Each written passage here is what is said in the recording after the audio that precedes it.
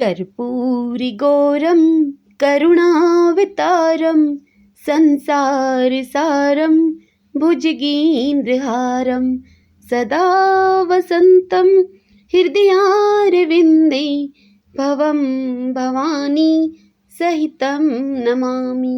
भक्तजनों, आज हम फागुन मास में सुने जाने वाले श्री शिव महापुराण रुद्र संहिता के प्रथम खंड की कथा का रसपान करेंगे। आज की कथा में हम माया निर्मित नगर में शील निधि का कन्या पर मोहित हुए नारद जी का भगवान विष्णु से उनका रूप मांगना, भगवान का अपने रूप के साथ उन्हें वानर का सा मुंह देना, कन्या का भगवान को वरण करना और कुपित हुए नारद का शिव गणों को श्राप देना, इस कथा का रसपान करेंगे। सर्वप्रथम भगवान का सुमरण करते हुए सब बोलिए गौरी शंकर भगवान की जय।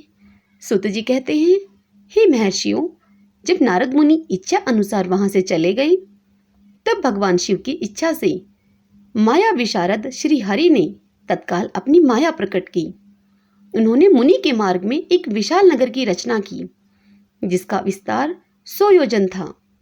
वह अद्भुत नगर बड़ा ही मनोहर था। भगवान ने उसे अपने बैकुंठ लोक से भी अधिक रमणीय बनाया था। नाना प्रकार की वस्तुएं उस नगर की शोभा बढ़ाती थीं। वहां स्त्रियों और पुरुषों के लिए बहुत से विहार स्थल थे। वह श्रेष्ठ नगर चारों वर्णों के लोगों से भरा था। वहां शील निधि नामक ऐश्वर्यशाली राजा राज्य करते थे। वे अपनी पुत्री का स्वयंवर करने के लिए उद्यत थे। अतः उन्होंने महान उत्सव का आयोजन किया था। उनकी कन्या का वरण करने के लिए उत्सुक होकर चारों दिशाओं से बहुत से राजकुमार पधारे थे, जो नाना प्रकार की वेशभूषा तथा सुंदर शोभा से प्रकाशित हो रहे थे। उन राजकुमारों से वह नगर भरा पूरा दिखाई देता था। ऐसे सुंदर राजनगर को देखकर नारद जी मोहित हो गए। वे राजा शील निधि के द्वार पर गए। मुनि शिरोमणि नारद को आया देखकर महाराज शील निधि ने श्रेष्ठ रतनमय सिंहासन पर उनको बिठाकर उनका पूजन किया। तत्पश्चात अपनी सुंदर कन्या को, जिसका नाम श्रीमती था, उसे बुलवाया और उससे नारद जी के चरणों में प्रणाम करवाया। उस कन्या को देखकर नारद मुनि चकित हो गए और बोले, हे राजन, यह देवकन्या के समान सुंदरी महाभागा कन्या कौन है? उनकी यह बात सुनकर राजा ने हाथ जोड़कर कहा, हे मुने, यह मेरी पुत्री है। इसका नाम श्रीमती है। अब इसके विवाह का समय आ गया है।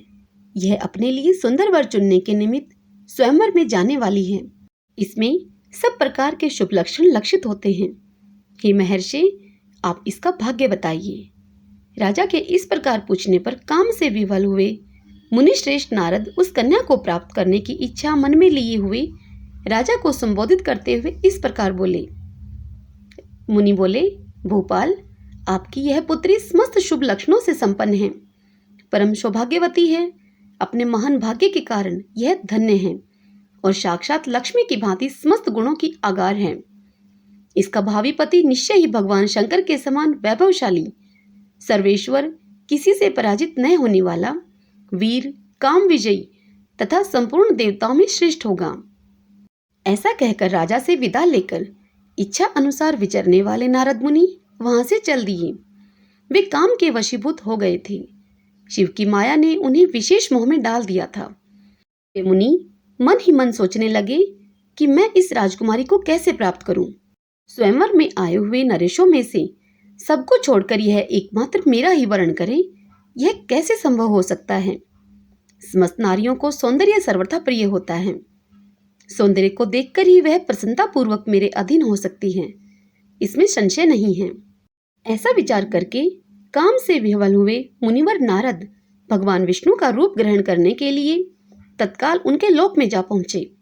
वहां भगवान विष्णु को प्रणाम करके वे इस प्रकार बोले। नारद मुनि बोले, भगवान, मैं एकांत में आपसे अपना सारा वृत्तांत कहूंगा।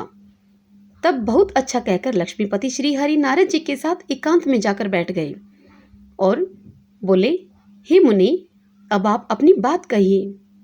तब नारद जी ने उनसे कहा कि भगवान, आपके भगत जो राजा शील निधि हैं, वे सदा धर्म पालन में तत्पर रहते हैं।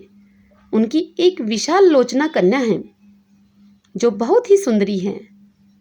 उसका नाम श्रीमती है। वह विश्व मोहिनी के रूप में विख्यात है। और तीनों लोकों में सबसे अधिक सुंदर है। हे प्रभु, आज मैं शीघ्र ही उस कन्या से विवाह करना चाहता हूँ।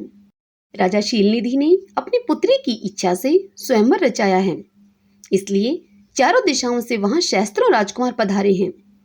हे नाथ, मैं आपका प्रिय सेवक हूँ, अतः आप मुझे अपना स्वरूप दे दीजिए, जिससे राजकुमारी श्रीमती निश्चय ही मुझे वर ले। सूत जी कहते हैं, हे महर्षियों, नारद मुनि की ऐसी बात सुनकर भगवान मधुसूदन हंस पड़े और भगवान शंकर के प्रभाव का अनुभव करके उन दयालु प्रभु ने उन्हें इस प्रकार उत्तर दिया। भगवान विष्णु उनसे बोले, हे मुनि, तुम अपने अभिष्ट स्थान को जाओ। मैं उसी तरह तुम्हारा हित साधन करूंगा जैसे श्रेष्ठ वैद्य अत्यंत पीड़ित रोगी का करता है, क्योंकि तुम मुझे विशेष प्रिय हो। ऐसा कहकर भगवान विष्णु ने नारद मुनि को मुख तो वानर का दे दिया और शेष अंगों में अपने जैसा स्वरूप देकर वे वहां से अंतर्ध्यान हो गए। भगवान की पूर्वोक्त बात सुनकर और उनका मनोहर रूप प्राप्त हो गया समझकर नारद मुनि को बड़ा ही हर्ष हुआ। वे अपने आप को कृतकृत्य मानने लगे। भगवान ने क्या प्रयत्न किया है, इसको वे समझ न सके। तदंतर मुनिश्रेष्ठ नारद शीघ्र ही उस स्थान पर जा पहुंचे जहां राजा शीलनिधि ने राजकुमारों से भरी हुई स्वयंवर सभा का आयोजन किया था। हे विप्रवरों, राजपुत्रों से घिरी हुई वह दिव्य स्वयंवर सभा दूसरी इंद्र सभा के समान अत्यंत शोभा पा रही थी। नारद जी उस राजसभा में जाकर बैठ गए और वहां बैठकर प्रसन्न मन से बार बार यही सोचने लगे कि मैं भगवान विष्णु के समान रूप धारण किए हुए हूं, अतः वह राजकुमारी अवश्य मेरा ही वर्ण करेगी, दूसरे का नहीं। मुनिश्रेष्ठ नारद को यह ज्ञात नहीं था कि मेरा मुंह कितना कुरूप है। उस सभा में बैठे हुए सब मनुष्यों ने मुनि को उनके पूर्व रूप में ही देखा। राजकुमार आदि कोई भी उनके रूप परिवर्तन के रहस्य को न जान सके। वहां नारद जी की रक्षा के लिए भगवान रुद्र के 2 पार्षद आए थे, जो ब्राह्मण का रूप धारण करके गूढ़ भाव से वहां बैठे हुए थे। वे ही नारद जी के रूप परिवर्तन के उत्तम भेद को जानते थे। मुनि को कामावेश से मूढ़ हुआ जानकर वे दोनों पार्षद उनके निकट गए और आपस में बातचीत करते हुए उनकी हंसी उड़ाने लगे। परंतु मुनि तो काम से विवल हो रहे थे, अतः उन्होंने उनकी यथार्थ बात भी अनसुनी कर दी। वे मोहित होकर श्रीमती को प्राप्त करने की इच्छा से उसके आगमन की प्रतीक्षा करने लगे। इसी बीच में वह सुंदरी राजकन्या स्त्रियों से घिरी हुई अंतःपुर से वहां आ गई।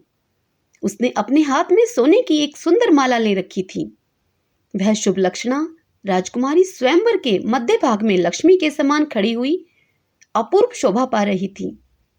उत्तम व्रत का पालन करने वाली वह भूप कन्या माला हाथ में लेकर अपने मन के अनुरूप वर का अन्वेषण करती हुई सारी सभा में भ्रमण करने लगी।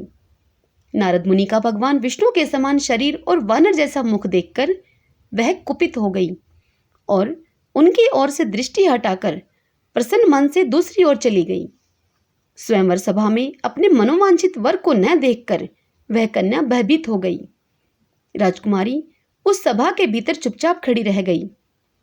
उसने किसी के गले में जयमाला नहीं डाली। इतने में ही राजा के समान वेशभूषा धारण किए हुए भगवान विष्णु वहां आ पहुंचे।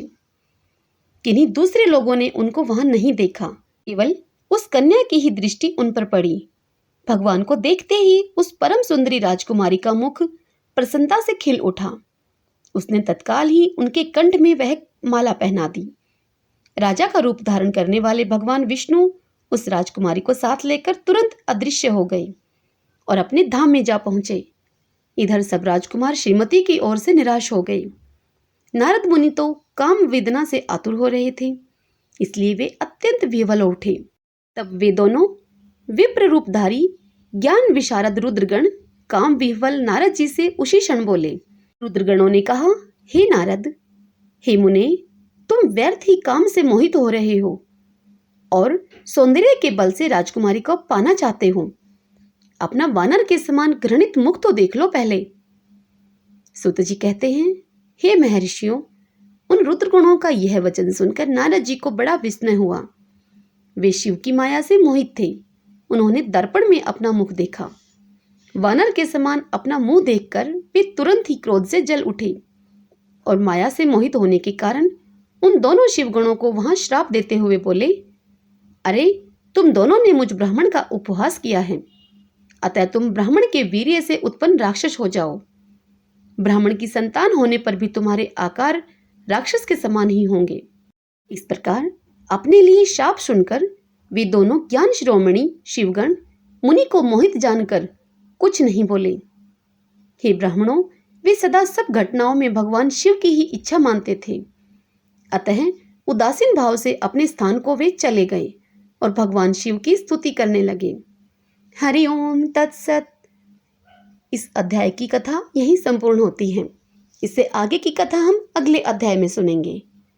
कल के अध्याय में हम नारद जी का भगवान विष्णु को क्रोध पूर्वक फटकारना और श्राप देना, फिर माया के दूर हो जाने पर पश्चाताप पूर्वक भगवान के चरणों में गिरना और शुद्धि का उपाय पूछना, तथा भगवान विष्णु का उन्हें समझा बुझाकर शिव का महात्म्य जानने के लिए ब्रह्मा जी के पास जाने का आदेश देना और शिव के भजन का उपदेश देने की कथा सुनेंगे।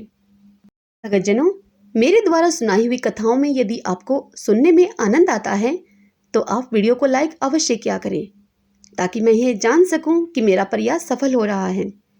और यदि आप मेरे इस चैनल श्री कृष्ण दीवानी पर पहली बार आए हैं तो इस चैनल को सब्सक्राइब कर लीजिएगा, ताकि आपको आने वाली कथाओं का नोटिफिकेशन सबसे पहले मिल सके। जय श्री कृष्णा, राधे राधे।